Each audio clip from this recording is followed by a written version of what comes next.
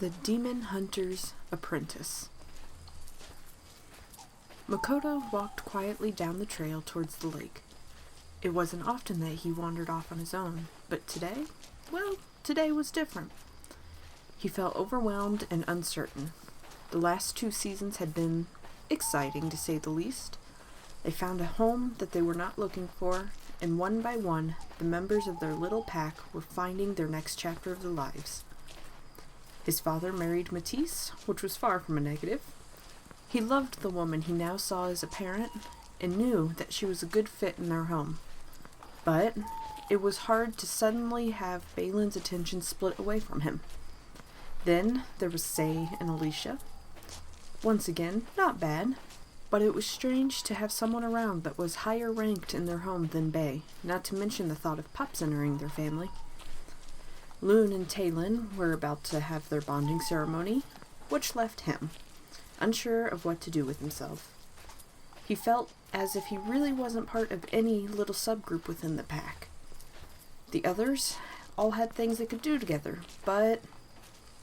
The young Vargan let out a heavy sigh and turned his head to look up at the dusky sky. A small smile formed on his face as he looked at the various shades of blues and purples and watched as stars started to appear.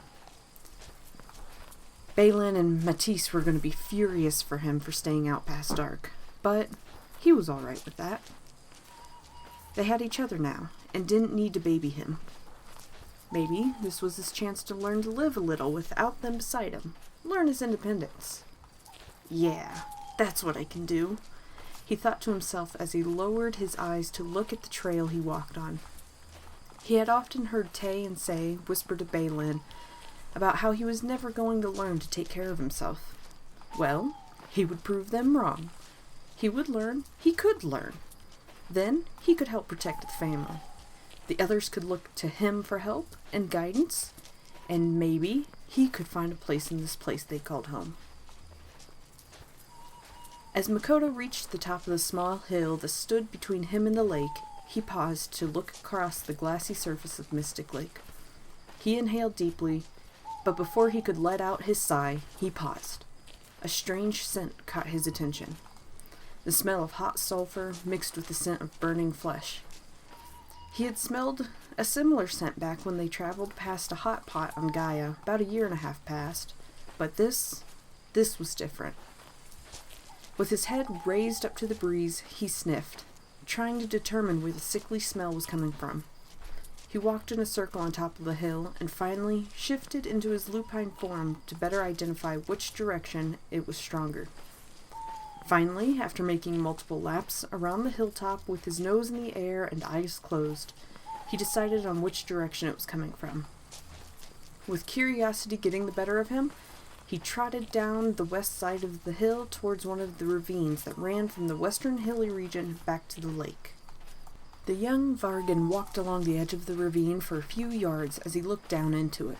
Normally, the ravines were dry, or mostly dry, but with the snowmelt, spring rain, and overall thaw of the island, a gentle stream flowed towards the lake. Mokota paused, his nose twitching again. The scent was definitely coming from the small stream. With a deep breath, trying to push confidence into his chest, he hopped into the ravine and trotted upstream. His curiosity burned like a flame in him, and he wanted answers.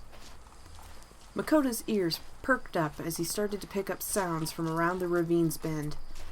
The soft echoes of whimpers, followed by snarls and barks.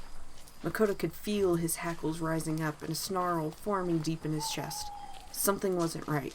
No, that was an understatement. Whatever he was feeling was much worse than not right. Slowly, he crept forward, trying to ready himself for whatever he was about to see. His golden eyes peered around the rocky wall of the bend, his muscles tensing. The vision in front of him made his snarl stop dead. Pushed up against the far wall of the ravine was a dainty, young kitsune girl. Her white pelt was dusted with dirt and water as she tried to back up the ravine wall. Her crystal blue eyes were wide with panic, and her silken clothes were torn. Pacing in front of the young kitsune, 3 black canids with burning eyes and bared fangs. Hellhounds, Mokota muttered to himself as he lowered his head and bared his own teeth. He had been lucky and hadn't had any encounters with the demons of the island before, but he had heard plenty of stories about them. Hellhounds, while not very strong or smart, thrived in packs that could easily overpower even the strongest warrior. There was no chance for this girl to escape 3 hellhounds. Mokota inhaled deeply and readied his muscles. Oh, Balin and Matisse were going to be so upset with him. Mokota picked his target, the largest of the 3 hounds, who seemed to be favoring the area closest to him, to stand and pace. Slowly, he stalked around the corner of the bend, his eyes focused on his target. In the edges of his vision, he could see the other hounds, oblivious to him. He lowered his head more, preparing to leap at the beast that matched his size. A jolt of movement from the Kitsune girl made his focus break for a second. In that brief moment of time, he saw her turn to look at him with teary eyes and pure panic, pleading silently for him to help. In that split second, he felt rage boil over in his chest and rush like an untamed river into his limbs.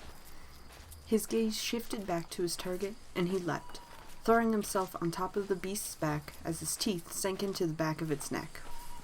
Heat poured from the beast as his fangs broke through its tough skin, sending scalding blood into his mouth and down his chest. Mokota didn't release his grip. Instead, he gripped harder until he could feel the beast's neck starting to strain. The other hounds flinched away, surprised, causing them to bound away in a few paces and watch as their pack mate's body started to slump in the mud. Crack! The hound that Mokota held let out a whimpering gasp, and the glow from its eyes faded as its body slumped and it gave in to death. The young Vargan quickly dropped the dead beast and put himself between the Kitsune and the other 2 hounds. Despite the pain in his mouth, Mokota bared his teeth to the hounds, daring them. Rallying with snarls and growls, the 2 hellhounds bounded towards him again, enraged by the death of their packmate. Mokota backed up slightly, pushing the Kitsune further back and away from the beast. A false charge from the young Vargan made both hounds pause and start pacing back and forth. She needs to get out of here, Mokota thought to himself as he felt the Kitsune move behind him. He shifted again, causing the hounds to flinch back, but quickly start pacing again. Mokota backed up so that his back was sandwiching the young Kitsune against the wall. Put your foot in my hands and climb up the bank, he growled softly as he turned his head just enough to have her hear him, but not enough that he removed his eyes from the hounds. The Kitsune made a soft sound behind him, but he soon felt her hands on his shoulders as she jumped up to put her foot in one of his hands. One of the hellhounds started to lower itself into a pounce. Mokota yelped slightly as he turned and shoved the Kitsune up and shifted back into his 4-legged form. The hellhound's teeth missed him by inches as he dropped to his 4s and bounded away from them and into the shallow water. The youngster's heart pounded in his chest as the hounds followed him, their burning eyes locked on him now. He could see the Kitsune watching him with horror, and then a man approached. He gently helped the Kitsune girl to her feet and pushed her behind him before pulling a couple throwing daggers from his belt. Mokota backed up, snapping his teeth, trying to bluff the hounds into backing off. One of the hounds let out a screech as it flinched, then seized up. Its burning eyes seemed to crack with white light, then it fell lifeless with a holy dagger in its back. The last hound looked over at the elf man, then, in a final attempt, turned to run, only to have the same fate as its partner.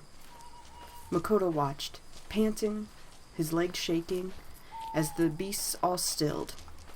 His gaze rose to see the elf man jumping lightly into the ravine and walking towards him. Mokota didn't care about the man in that moment, though. He lowered his head and lapped up the cool water, taming the burn on his tongue. The elf stopped on the edge of the water, watching him for a moment. "Change back," he ordered when Mokota raised his head from the water. Moki hesitated, but he did as he was instructed. The man watched, his emotions and thoughts hidden deep behind his face, making Makota's brows furrow as he lowered his gaze.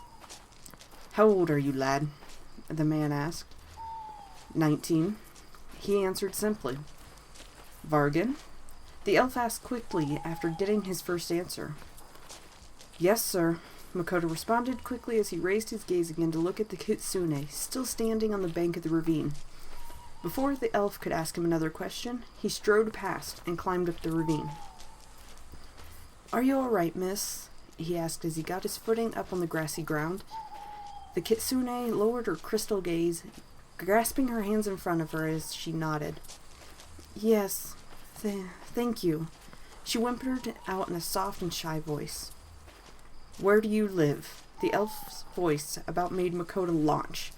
He turned to see the fair man standing close by, his eyes boring into them both.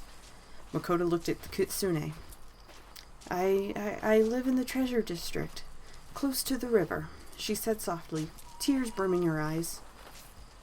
Why are you out here? Mokota asked as he knelt down in an attempt not to be as tall and intimidating. I was looking for my dragon, Sultang. He was playing in the river and went upstream before I could stop him. Her head raised up and she looked into the darkening sky. I just want my Sultang, please, she said with a sob. Mokota smiled and put his hand on top of her head, making her quiet down and look at him. I will find him for you. Just stop crying, yeah? He said warmly as he stood up again and looked around. No, it's getting late. We need to get you kids home. The elf hissed strongly as his eyes narrowed. Mokota frowned at the elf.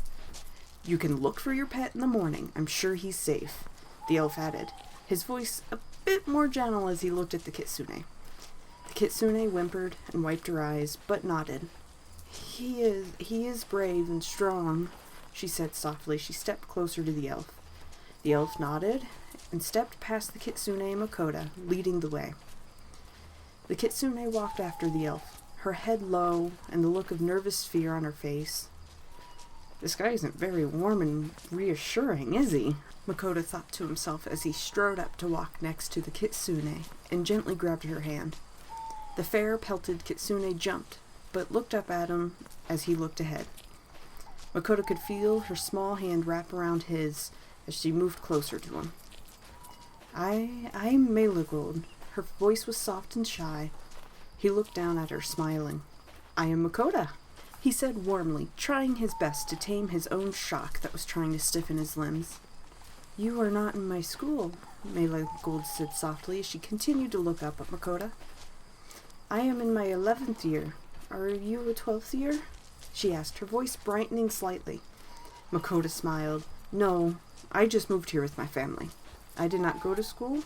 My papa has taught me everything. Melagold looked at him with wonder.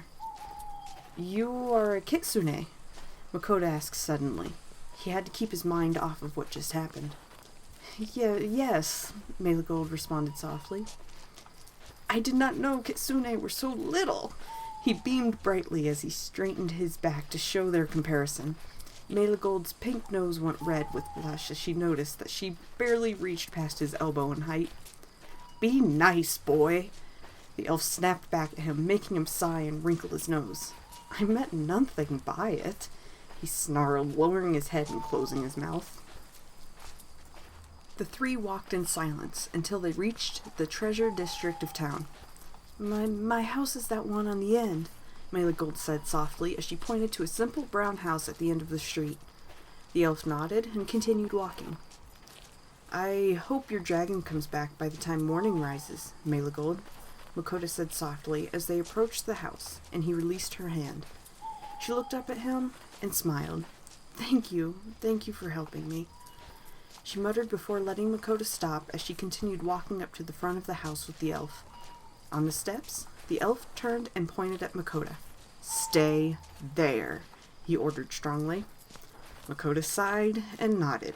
He had no energy to argue or escape. Mokota watched as the elf knocked on the door, his hand on Melagold's shoulder. The door burst open and, after a moment of nothing, a small blonde kitsune woman jumped out the door and embraced Melagold. Thank you, Master Rathorn. The woman sobbed as she stood up next to her daughter and ran her hand over her ears. Rathorn? Isn't that the demon master Miss Alicia talks about? Mokota cocked his head to the side as he watched Rathorn talk with Melegold's mother. He noticed them all look over at him, and he lowered his gaze.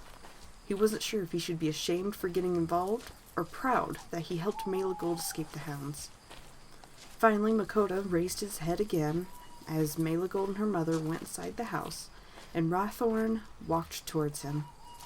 Rathorn glared at him, making him lower his head once more. "Why do you look like a kicked dog?" Rathorn asked, his voice strong and almost scolding. Mokota swallowed hard, the burn in his throat and mouth returning. Mokota stopped. He wasn't entirely sure why he felt guilty. "I am supposed to stay out of trouble," he said finally. My parents will not be happy with me when they see the great demon hunter walking me home by the scruff of my neck." There was a snort from the elf, and Mokota slowly raised his gaze. "You blindly ran into a pack of hellhounds, unaware of what they could do to you." Rathorn's voice was strong and made Mokota lower his head again. "And for what reason? To impress your crush?" Mokota shook his head. "I've never seen that girl before, sir. I just saw her scared, and I wanted to help her, not feel scared." Mokota bent gently at his sword lip, ready for more scolding. "Why?" Mokota raised his head slightly so that he could look into Rathorn's stern but curious face. He averted his eyes again, too nervous and uneasy to lock eyes. I don't know. Because I don't want others to be scared or hurt, I guess." She looked at me, and I could feel her asking for help, so I helped. Well, I tried to. Rathorn fell silent, and Mokota could feel his eyes burrowing into him. Finally, the elf let out a grunt and lightly pushed Moki to turn around and start walking. "Lead me to your home," he said strongly, earning a small nod from the Vargan. Rathorn's knuckles rapped loudly against the front door, and Mokota took a deep breath. From inside, he could hear someone almost running to the door and pulling it open. Slowly, his gaze rose to look at Maddie standing in the doorway, her face pale with worry. "Mokota, baby!" She practically yelped as she jumped outside and wrapped her arms around her stepson. Balin was quick to enter the doorway and let out a heavy sigh. "Where?" Balin gasped out as he turned his attention to Rathorn. "Let's speak inside," Rathorn said smoothly, making Mokota flinch. "No! He didn't want the elf to talk to his family. Why couldn't he just leave things as they were and go?" Balin shot Mokota a "what have you done" glance, but then nodded and motioned for Rathorn to enter their home. Matisse grabbed Moki by the arm and led him straight into the kitchen, where the lighting was best. "Oh, Moki," she muttered, as she noticed the blisters forming on his neck. She pulled at his shirt before motioning for him to take it off as she wandered to grab the aloe plant from the kitchen window. Slowly, he pulled his dirty shirt over his head and looked down at his own chest. He was slightly startled to see blisters going down almost to his abs. A few of the blisters were not bubbled, but looked burnt and hard, as if roasted over an open flame. "Mokota Ravencry Thalors, what did you do?" Matisse looked over Makota's chest, worry plastered to her face. "Your son," Rathorn started, pulling Bay and Maddie's attention to him as he walked into the kitchen. "Fought some hellhounds tonight," he said smoothly. Matisse's head whipped around at breakneck speed, making Mokota step back slightly. "You did what?" Balin snarled as he slowly turned to look at his son. Mokota stepped sideways, away from his father. Rathorn smiled, cleared his throat, making both of Moki's parents turn back to him. "If it wasn't for him, a teenage girl named Melegold would probably be dead right now." Matisse looked at Balin. "The Kitsune girl?" Bay watched Rathorn, wanting more explanation.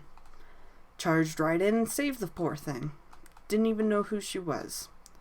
Rathorn spoke in a lazy manner, which was just rubbing Mokota wrong. Why couldn't he just get this over with?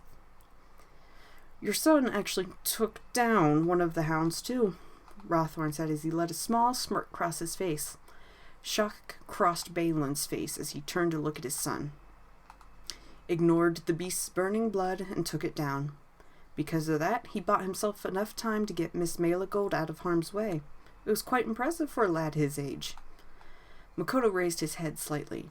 Did Rathorn just praise him? Goddess bless him, Balin muttered as he put his hand over his face for a moment, calming his nerves. Rathorn watched Balin for a moment, then looked at Mokota. Not often I meet someone with such a willingness to help for such a selfless reason. You show some natural talent as well. Mokota blinked in surprise as he listened to the demon hunter. I'm almost tempted to take you as my apprentice, Rathorn grumbled softly. He then cleared his throat and bowed curtly to the Thalor's family. I just wanted to make you aware of your son's valiant deeds. I have other business I must tend to now, so I bid you good night. He turned smoothly and strode out of the house without another sound, leaving Balin and Matisse speechless. Mokota walked behind Lune and Talon, humming to himself as they discussed, well, whatever it was they discussed. He wasn't paying attention to the two, but instead watched the various people milling about the market. There was a specific person he was looking for, and he knew he had to be sly if he wanted to escape to speak to him. Of course, finding said person would be easier if he wasn't stuck in the middle of the market with the two most distracted people he knew. His golden eyes shifted to look at Talon as he pointed out some glittering jewelry, which only made him sigh and look around again. Oh, excuse me! Talon and Lune had turned just as the dainty, blonde Kitsune woman jogged up to Mokota, her aging face bright as her clouded blue eyes glittered. You are Mokota, yes? She almost purred out. Mokota glanced at Talon and Lune, then back to the woman. Yes, ma'am, he said with a small nod. The foxwoman's face brightened even more as she turned and reached into her shoulder pack. I am Maligold's mother. I wanted to thank you for saving her, she said as she looked up from her pack. Mokota smiled warmly. No, you don't need to thank me, ma'am. I was just helping, he said with a bit of a flustered tone. The woman laughed. No, I insist. My husband is a trader and brought back another oriental water kite for Mela, but we all thought she would be a good thank you gift for you. The woman stood tall as she held a small, wingless dragonette. Mokota looked from the small creature, then back to the kitsune. Please, take her. She's a smart pet. They can be trained to aid in all trades, from warriors to gardeners. She crooned as she pushed the puppy-sized dragon into Mokota's arms. Mokota wrapped his arms around the small creature, but watched Maligold's mother as she took a step back and bowed many times. I really hope you stay on the island and bless us with many more brave deeds, Mokota. She purred and turned and left at a quick pace. Talon stepped up to stand next to Mokota. It looks like a fish, the brunette Vargan said as he reached over and lightly touched the small blue and gray head of Makota's new pet. Moki looked at Tay, then lifted the little dragon up to look at her, a smile forming on his face. She looks like a betta fish. He laughed as he lightly fiddled with the veil-like fins on her back. The little dragon watched him, her dusky blue gaze shifting over his features. Mama and Papa won't be happy with me for bringing home a pet, Mokota sighed as he lowered the creature back into his chest. From Talon's shoulder, Lan crawled onto Mokota and sniffed the top of the water kite's head, making her squeak and snap at the fairy dragon in surprise. He'll get over himself, Talon said warmly as he pet Moki's head. You deserve a reward, after all. Moki snorted as he watched Talon turn away. He didn't feel like he deserved a reward. But this dragon was super cute, and he looked like one of his favorite fish. Alright, so he's already becoming attached to her. What should I name her then? Mama Bay can't ask me to get rid of her if I name her. Serendipity. Lune's voice was soft, but matter-of-fact. Both Tay and Moki looked over at him as he seemed to inspect a glass compass. Serendipity, the occurrence of events in a happy or beneficial way, he said, defining the word as he raised his crimson gaze and cocked his head. Your chance encounter has resulted in you getting her. It is serendipitous. Niland started laughing and rubbing his face and walking away. Mokota laughed, still a bit shocked by Loon's sudden dictionary moment. Serendipity. I like it. He pet the little dragon, her eyes focused on him again, attention drawn by the sound of his voice. Seren, he sang softly, making her stand up on his arm and stretch up to put her nose to his mouth as she listened to his voice and felt the vibrations it created. Dippity! He finished singing, though he fought through laughter. The little dragonette crooned and turned to look around from his arms as Mokota walked after Loon and Niland. Mokota let out a sigh as he watched his brothers. He was getting bored and frustrated. All he wanted to do was find that one person he wanted to talk to, but these two were far too distracted to actually walk around the marketplace. The dark-haired Vargan raised his head to glance around, then tensed. There! The figure walked through the people smoothly, but was quickly getting away from Moki's range of vision. He had to act fast if he wanted to catch them. With serendipity grasped in his arms, he slowly stepped back and away from the oblivious Niland and Loonson, then turned and trotted off after the person of interest. Mokota weaved through people, and soon found who he was trying to track. Now was just a matter of catching up to them. He didn't want to raise any alarm or get any unwanted attention, so just running up to them was not going to be his best option. Maybe if he followed them long enough, they would slip off the main road. It wasn't long for Makota's theory to be proven right. Soon, the blonde form turned off the main market road and onto a side one that led out towards some homes that resided out of the main town's boundaries. The young Vargan snickered to himself as he lengthened his stride and turned around a building to go down the street the person of interest had turned down. The moment he turned, he was grabbed by his shirt and thrown up against the wall of the building, making him drop serendipity. He let a soft grunt of surprise. What the? Rathorn's voice was sharp as he looked at Mokota up and down, but kept him pinned against the wall. It's only me! Mokota barked as he grabbed at Thorn's arm, tried to pull it off of him. Thorn leaned harder into Mokota, frown burning on his face. What the hell are you doing, kid? Thorn barked, making Mokota frown and hold in a huff. On the ground, Serendipity frantically got up after her tumble and latched her jaws onto Thorn's pant leg. Thorn glanced down at the small dragonette, but soon looked back up at Mokota. I just wanted to talk to you, Mokota finally snapped. Thorn looked at the Vargan, but eventually sighed and released the youngster. So you followed me, slinking like a criminal? Thorn asked as he bent over and pulled the little dragon from his pant leg and handed her to her new master. Mokota took Serendipity and held her close to his chest after making sure her fall didn't do any harm. I'm under lockdown. If my brothers saw me leave... He shrugged and frowned more as Rathorn laughed slightly and nodded once very slowly. Rathorn watched Mokota for a moment longer, then, as if his interest had run out, he turned and started walking away again. Mokota watched him for a moment, then trotted after him. Hey, wait! He barked. Thorn only glanced at him, his eyes showing no interest or amusement. Why? What do you want, kid? Mokota caught up with the elf man as he spoke. I want to learn what you do. Rathorn stepped dead in his tracks, turned towards Mokota in an almost violent manner. Learn what I do? Do you mean the look good part, or the demon slaying? Mokota frowned at Rathorn's words. What? No, just the demon slaying, Mokota said as he pushed aside his confusion. Too bad. No. Thorn turned and started walking again. Mokota let out a grumble. This man was insufferable. You told me the other night that you were tempted to take me as your apprentice. So do it. Take me as your apprentice. Rathorn groaned and sighed as he kept walking. I'm not having some kid become my apprentice. Why not? I'm not really a kid anyways. Mokota huffed as he adjusted Serendipity's arms, glaring at Thorn. You will just mess something up, then I will be left cleaning it up and explaining to your parents that you were an idiot again. Thorn shot him a glare, but Mokota only growled and cut him off, making him stop walking. Let me prove myself. I can do this. I want to do this.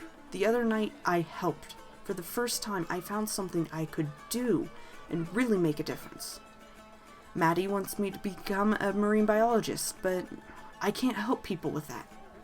Mokota frowned deeply at Thorn, making a small smirk form on the elf's face as he sighed heavily. Fine. A test, he finally said as he pulled something out of his pocket. The item was a silver, small charm in the shape of a butterfly. There is a young man on this island that I suspect of being a demon. I am trying to figure out how harmful, if at all, this person is. I want you to do 2 things for me. Rathorn started as he handed the small charm to Mokota. Mokota looked at it, curious. He could feel the warmth of weak magic coming off of it. Place that charm somewhere it can work its magic. Don't worry, it just holds a weakening spell, so the magic doesn't work as well. Mokota looked up and nodded. It doesn't matter where, just somewhere it can get close enough to them on a daily basis to drain a bit of their magic. Mokota nodded again.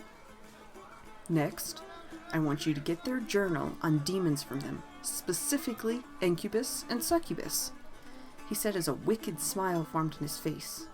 Mokota smiled slightly as adrenaline started to rush through him. Who is it, Sir Rathorn? He asked, itching to go. His name is Nikan Zaleski. Mokota paused and blinked a few times. Sir? He muttered, making Rathorn frown. I know for a fact that Mr. Nikan is a demon. Rathorn stared at Mokota. How? He finally questioned. Mokota smiled and touched his nose.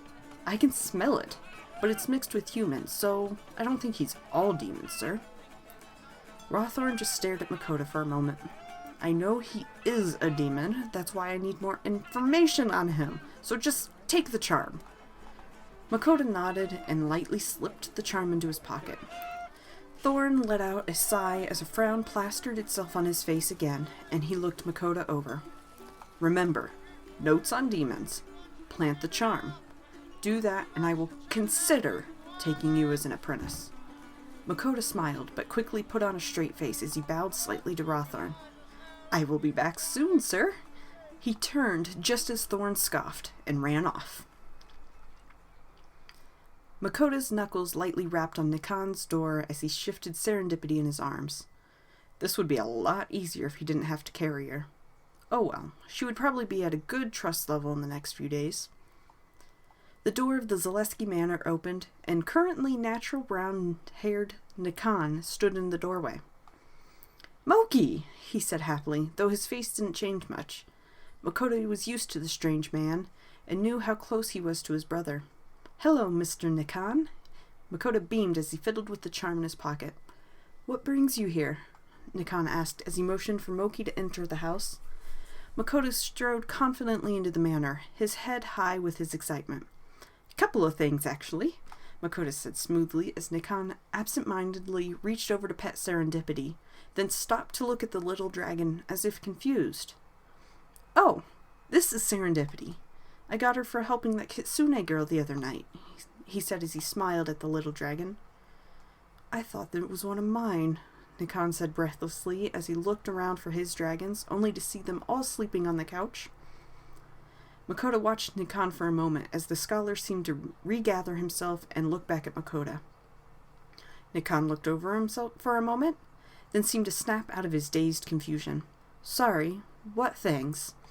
Nikan finally asked as he pushed his hair out of his face. Well, first, my brother wanted me to bring you this. He was afraid Loon would be jealous with their bonding so close and everything, so he wanted to keep it quiet. I think he said something about a thank you gift for being part of the ceremony. He rummaged in his pocket to pull out the small, 1-inch across butterfly charm. Nikan's face lit up as Mokota handed the small charm to him, and he flipped it over in his hand. It was touched with magic at one point. It must have been used as a good luck charm, Nikan muttered as he blindly wandered into the kitchen. The scholar took 2 earrings that were connected by a chain out of his ears and smoothly slipped the butterfly charm onto the chain before returning the earrings to his ears. "I like the brown hair, Nikan," Mokota said smoothly as he wandered around the living room, watching him. "It is only temporary, until I decide what color I want to do next," Nikan said softly as he looked in a mirror that hung between the living room and the kitchen. A small smile curled his lips. "Tell Talon thank you for me," Nikan said as he fixed his hair, then looked back at Mokota. "What is the second?" "I scored an apprenticeship opportunity after the other night," Mokota started. Nikan cocked his head to the side. "But they are putting me to the test before I can be accepted. So do you have some good demonology books?" Nikan's nose wrinkled as he thought. "I have a few, but none that are good. Come." Nikan motioned for Mokota to follow him. The scholar led Mokota up the stairs and down the hall into a large room that was lined with books. Nikan started to skim through the books, occasionally grabbing one and setting it aside. "These are a few of my own books. You can pick whichever it is that would suit you needs best," Nikan said as he continued to search for certain books. As he browsed, Mokota walked around the room, looking at a few things sitting on shelves and desks. His eyes stopped on a couple shackles, lightly dotted with blood. Master Nikan." Nikan paused and turned to look at Mokota, his brows raised. "Why do you have bloody shackles?" he asked as he lightly pushed one of the metal clasps. "Oh, I must have forgotten that set," Nikan said casually as he walked over and picked up the shackles and slipped them into a drawer. "Maximus enjoys when our relations get a little rough," the scholar said as he shrugged and wiggled his nose before going back to his search for books. Mokota felt his nose wrinkle up as he wiped his hands on his jeans. "Do not worry, though. It is all in fun, Mokota. No real harm takes place." Nikan glanced back at Mokota. Moki could feel his cheeks burning. "I really am okay with not knowing anymore," he almost gagged out. A downturned smile formed on Nikan's face, but he soon shrugged and gathered a few more books before walking to his desk. He spread out all the books he had and stepped back. "Take your pick, Moki," he said happily. Mokota slowly stepped forward, almost afraid to stand too close to Nikan now, and looked over the books. Summoning demons? No. Ghouls and goblins? No. Devils and sin demons? No. Succubus, incubus, and minor sin demons. Mokota picked up the book he wanted, earning a nod from the scholar. "Please, return it in one piece if you can," he said as he started to return the books to the homes. Mokota flipped through the pages of the book, smiling. "Yes, sir. Thank you. And let me know how your testing goes." Nikan smiled fondly at the Vargan, who nodded. "I will, thank you, Nikan. This really helps." He turned and started to leave. The Vargan then paused and stopped to look at Nikan.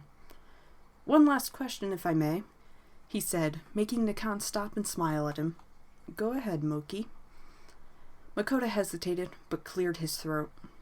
"Would it bother you if I was to become a demon hunter?"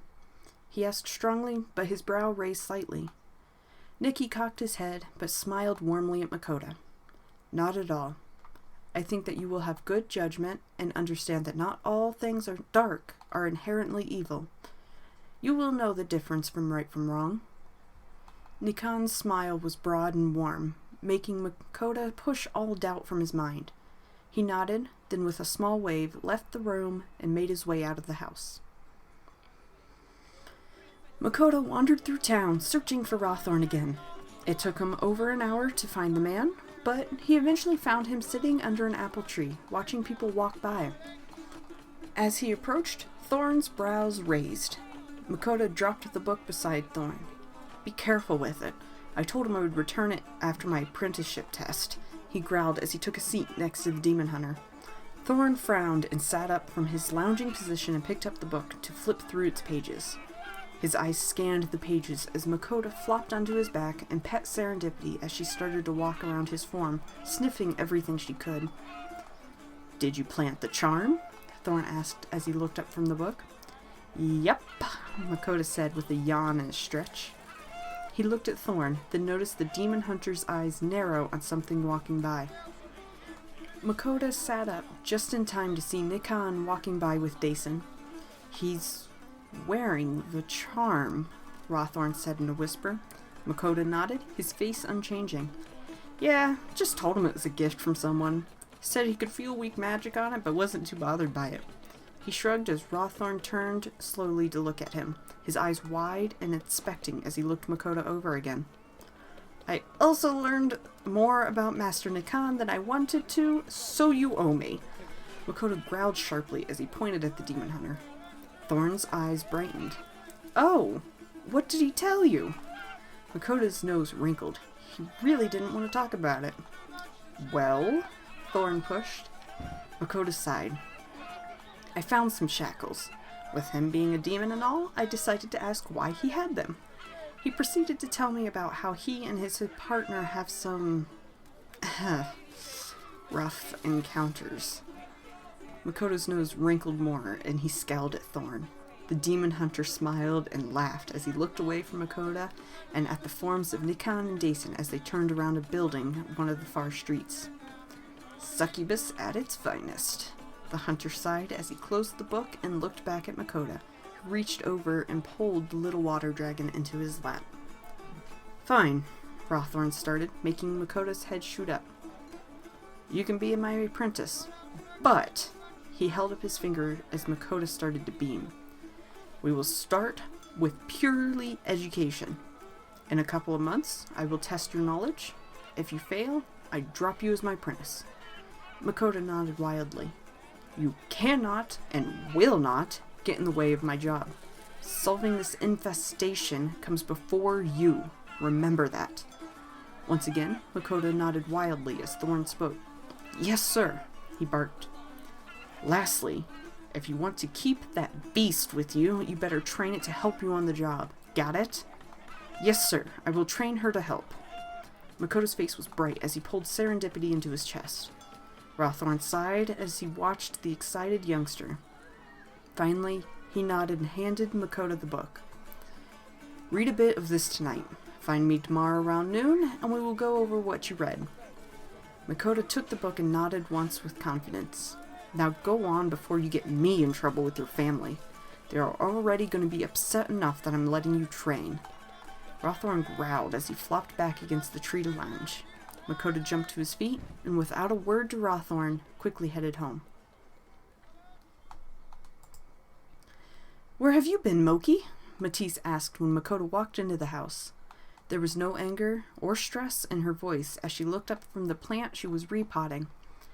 Balin walked into the kitchen, carrying a couple more plants, but smiled at him.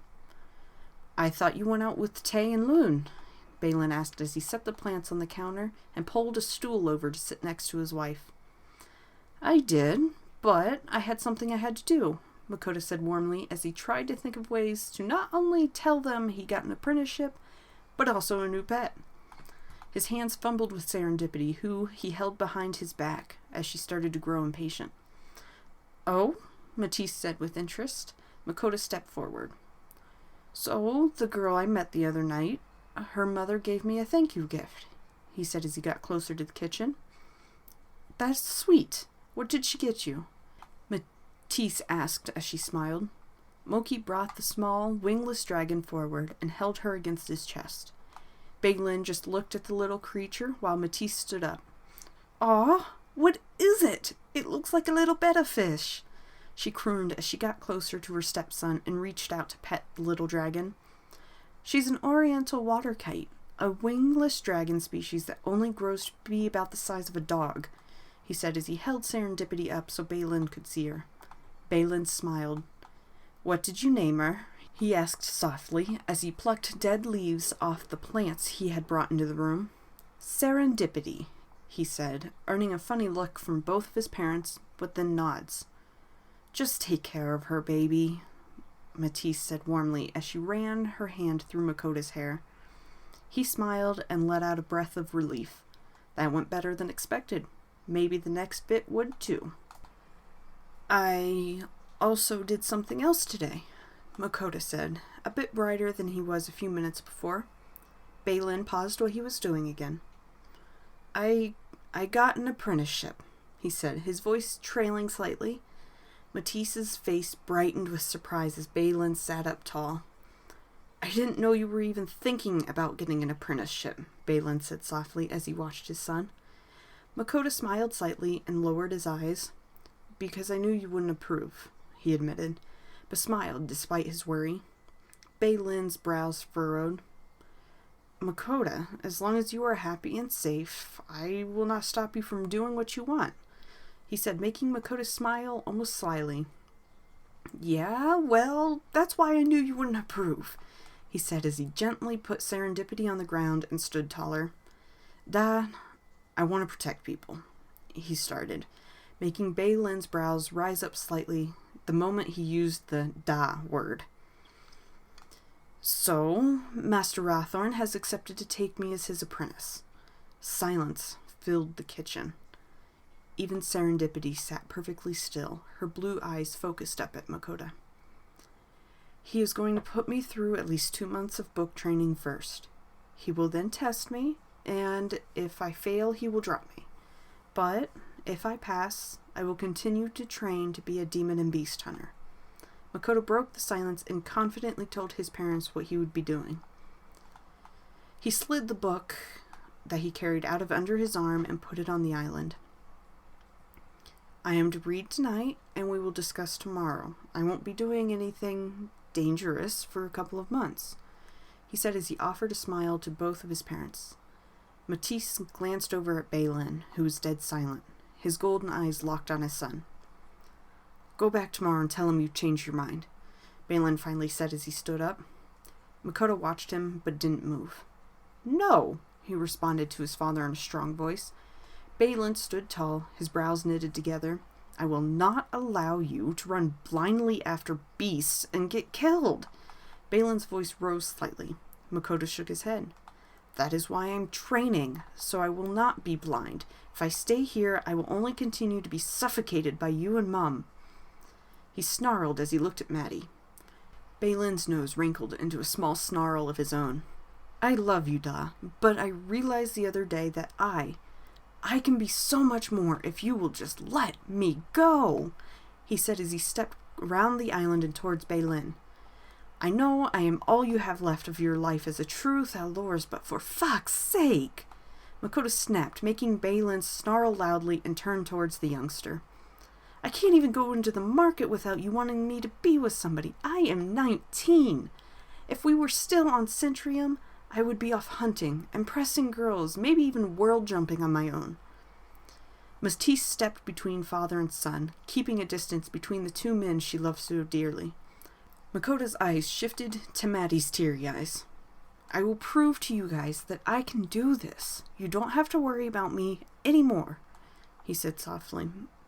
Maddie didn't say a word as he stepped back, picked up Serendipity and his book, and walked quietly down the hall and into his bedroom. Mokota sat at his desk, reading as Serendipity played in his fish tank. His frustrated mind made it hard to focus on what the words were saying, but he still attempted. There is a distinct difference between a succubus and an incubus and the sin of lust, he read aloud, trying to get himself to focus. A knock on his door made his eyes raise and Serendipity cling to the edge of the tank to look at where the sound came from. Slowly, the door cracked open and Matisse pushed her way in. Mokota watched her with furrowed brows as she stepped fully into the room and pushed the door shut behind her. She proceeded to turn to face Mokota and cross her arms on her chest. Mokota, she started, her voice stern. That was unacceptable. Makota's face wrinkled as he looked away from the woman.